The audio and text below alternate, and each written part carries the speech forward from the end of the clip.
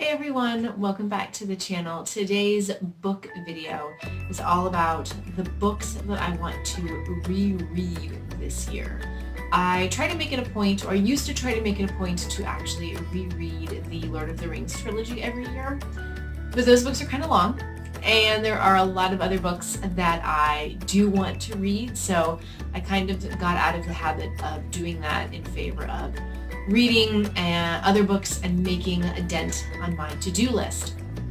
However, I was going through some of my books on my bookshelf, kind of purging a few things that I didn't really want to keep, which I'll do a video on that a little bit later. But there was a book that I pulled from the shelf and I kind of remembered reading it. I think I was sort of lukewarm about it, but the topic of the book kind of spoke to me as maybe something that I should read again. It's a nonfiction book, and I'll get to that. But I thought, wouldn't it be fun to pick a couple of other books to also reread throughout this year? You know, not something, not pick a whole bunch, but just give myself the whole year to reread 5 books that I've read before, and then that will really help me determine whether or not I want to keep them, or maybe it's a book that I definitely want to keep, but I haven't read it in a while, and I would love to kind of revisit the message of the book. So that's what I'm going to do, and here are those books. When God Makes Lemonade is the book that started this whole thing, this whole rereading challenge. So this is the first book that I think I'm going to reread. I remember I got this book through, I think, Booklook Bloggers, and I wrote a review of it. It's up on the blog. You can search for it. And I liked it. I think there were a few pages in it that are actually dog-eared, so I must have thought there was something important to remember from those pages, but in terms of what the book was actually about, or specifically about, I mean, it's true stories that amaze and encourage. I don't really remember any of those true stories, and I'm kind of thinking like maybe I should just donate this or sell it or whatever. So I'm going to reread it. I'm going to give it a second chance. This is the second chance book, and we'll see how it goes from there. And maybe all I really need to do is just go to these dog-eared pages and kind of write down the passage that was important and put that away in a special notebook or something. Maybe make a traveler's notebook of like inspiring book passages. Maybe I could do that as well, and bridge my book and crafting. But this will be my second chance book, and if I end up not liking it, maybe I'll give it away to somebody. Books that I'm rereading are actually nonfiction books, and most of them are religion books. The Waiting Place by Eileen Button. I'm pretty sure I did like this book when I first received it, and I think this was a Booklook Blogger book as well. Not as many, well, some pages are dog-eared on this. I feel like I've heard a lot of songs, and I've been reading a lot of things lately about how God is in the waiting.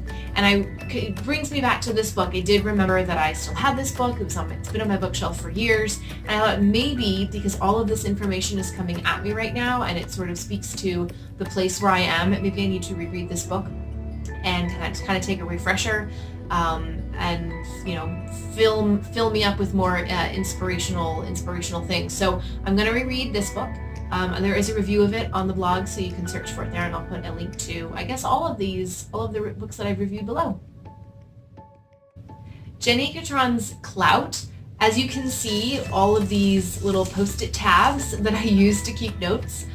I love this book, and at one point I was even going to try to do a book study on the blog or in the Facebook group, because I thought this book was so amazing and I wanted other people to read it, and I wanted to start a discussion about it. So my goal with rereading this book is to kind of go back, make notes again, or make more notes. I mean, I bookmarked pages, but I didn't really write down what it was that I specifically wanted to do, so I'm going to keep better notes, write down some possible discussion questions, and hopefully I can do some sort of online study if anybody is interested in reading this book along with me. It's a really, really good one. So I will have more information on what I try to do later, or at least I'll let you know when I'm rereading the book, so you can read it at the same time, and maybe we can get on social media and discuss, because it's definitely one that needs to be discussed. Back to the whole essence of waiting, I have Charlotte Gamble's The Miracle in the Middle.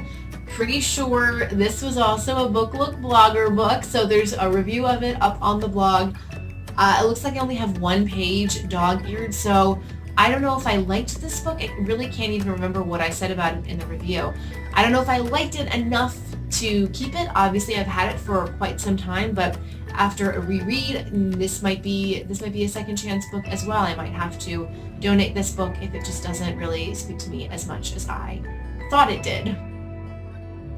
And then the last book I'm going to reread is Melanie Dale's Women Are Scary. I read this book, I think before I had my daughter, and I was hoping to, at some point go back to it because there are tips in it on how to make mom friends, how to make women friends as an adult, because it can be very difficult. And yes, women are scary. It's hard going up to some person that you don't know and saying, hey, want to hang out? Want to be my best friend? So I want to reread this book now that I do have my daughter, and I'm trying to find like my mom village, my mom tribe. Yeah, it's a good book. I do remember this. This is not a second chance book. This is a book that I'm definitely going to be keeping around for a while. If you haven't read it, I would highly recommend that you do read it, especially if you are a mom struggling to, find your village, find your friends, or even if you're not a mom, if you're just an adult female and you're like, where do I meet people? Making friends as an adult is hard, and Melanie Dale totally gets it. She's a blogger. I follow her on Instagram. She's hilarious. I think she has another book out too, but I haven't read it. But I'm definitely going to reread this one and hopefully keep better notes about her pointers and tips and see if I can incorporate some of those into my everyday life. So those are my reread books. To reread? Yes, to read. I don't even know.